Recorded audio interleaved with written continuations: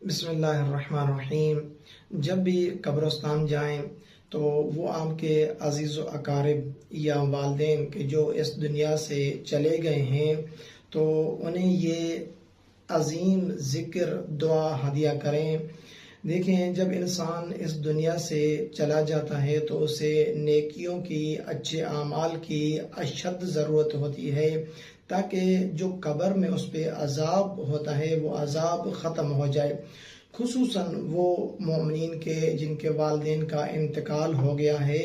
تو وہ جب بھی قبرستان جائیں تو اپنے والدین کو یہ ذکر ہدیہ کریں، کیونکہ جب والدین کا یا کسی بھی انسان کا انتقال ہو جاتا ہے تو ان کی روحیں اپنے عزیز و اقارب، اپنی اولاد کی طرف منتظر ہوتی ہیں کہ کب ہماری اولاد خدا کی راہ میں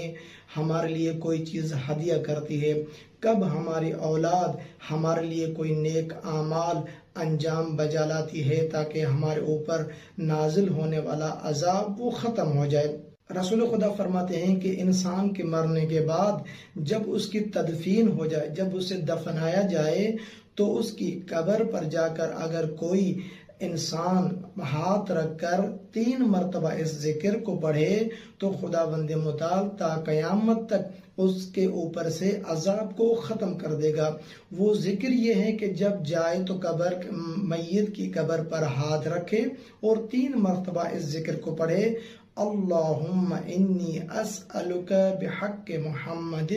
و آل محمد اللہ تعذب ھذا المیت۔ جب یہ ذکر 3 مرتبہ